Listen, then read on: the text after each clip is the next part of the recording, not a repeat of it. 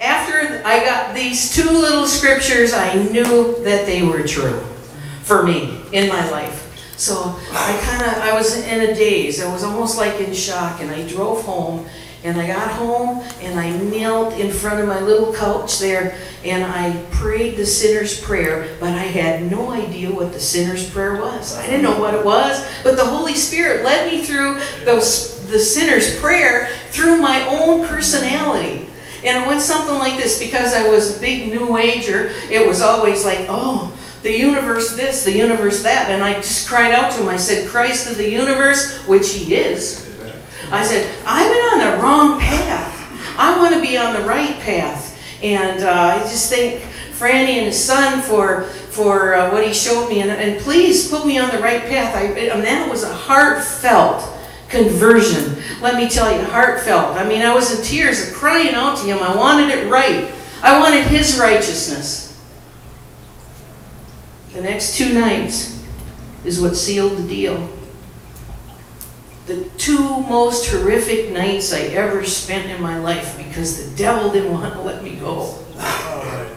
I'm laying in my bed, and this big black thing comes over my head, and it starts to shove itself through the top of my head, and it goes all the way down my body this far, and my arms are flailing like this, and I'm screaming, give me back my body, give me back my body. I didn't know what it was. I didn't know what spirit it was, but I'll tell you what, I'm not going to go know what spirit that was until I go on to glory, amen. I've had a lot of people tell me they think they know what that spirit is. I don't know what it was. A big old black thing.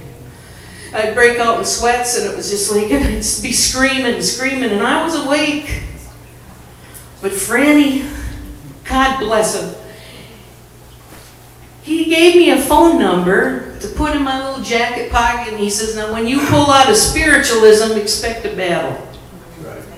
There's going to be a battle. He said, here's the number of a pastor in Watertown, Connecticut, in that little church on the hill there. You go to him and he's going to help you. And at the time, I didn't have understanding. I pulled that out of my pocket, and here was his name and the phone number. Well, you can believe I wanted to talk to him at 3 o'clock in the morning, but I knew that wasn't a nice thing to do. The next morning, I called him at 9, told him who I was and the trouble I was in. He said, come on.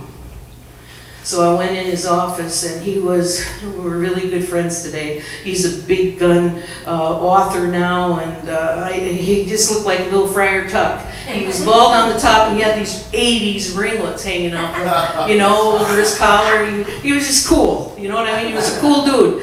And he just looked into my eyes, and he said to me, he didn't believe I was possessed, but he thought I was I've lost that. If you're not possessed, you're oppressed. Thank you. He said, you're oppressed. And so he said, come on in the chapel. And he prayed over me and oiled me up and told me about how I got to come to Sunday school now. And you got to get the Word of God. Because he wanted me to change my life, change my mind, get this out of my mind and do the right thing.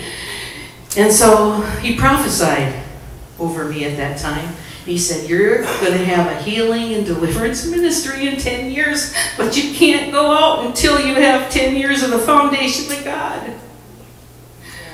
And so my girlfriend Sherry and I, we walked through that threshold. And we couldn't stop it. We couldn't stop the bookings that came our way. It was a ministry that blossomed. I was obedient to that. I was high maintenance. At that time, I went out and I went to every Bible study I could get my hands on. I burned up gas over time. It was a wild time. I went to all these churches, word churches, all kinds of churches, because I was hungry for the Word of God, because every time I read in the Bible, I could see me. It was, and I'm putting down Jesus. Don't take that wrong when I say it. But when I read the book of Proverbs, I said, this is the truth, because I've lived it.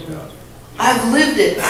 And so when I'd read it, I'd get conviction over me. It was God using that word, to set me straight. And they were precious days. I'd go to my pastor, the one that looked like Friar Tuck, and I'd say, I went to this church on Friday night, and he said he was going to tell people who they should marry. Now take a look here in the Word, because that's not what they're supposed to do. It was things like that. things like that. I was such high maintenance, I drove him crazy. But he still invited me over to play dictionary games with the people in the church, and that was the beginning of what it was like to be in the inner circle.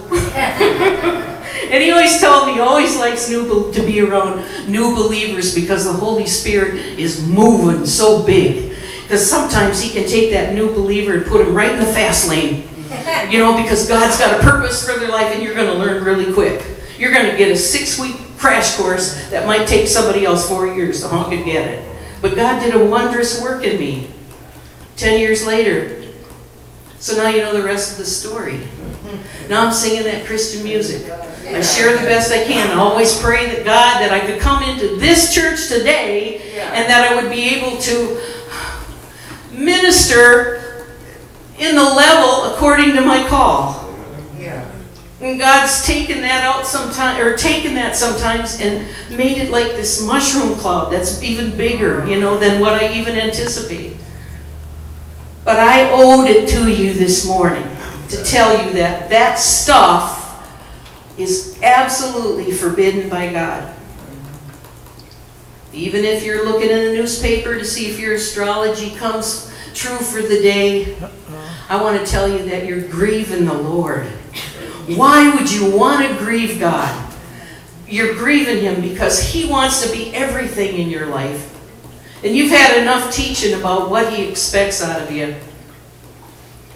So, what do? Here's the second part of this, and I don't want to take too long. Here's this sermon. I'm not preaching it today, but here's the sermon about which kind of relates. It kind of dovetails in what I was going to say to you. Now, what do you do if witches come into this place? What are you going to do? Because from what I understand, they're all over the place in this area. What are you going to do? Here's what. Here's what I'm going to tell you. Kids love flashlights. They love flashlights. You can give any 5-year-old a flashlight, and the first thing he's going to do is he's going to giggle and he's going to put it in your eyes right now. Right? He's going to put it right, he's going to flash, and you can tell him, oh, don't do that. And he's going to put it in your eyes.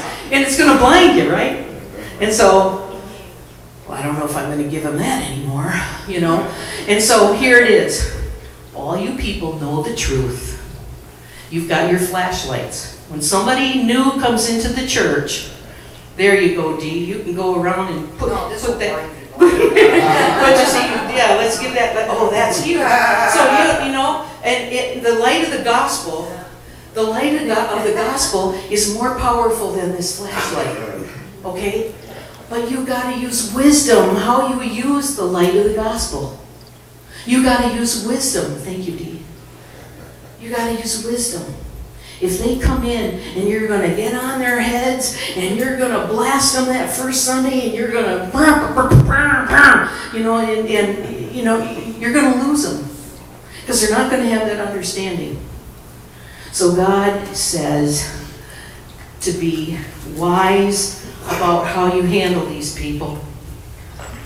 Here's what He says. 2 Timothy 4:2, preach the word, be ready in season and out of season, reprove, rebuke, exhort, and with great patience and instruction.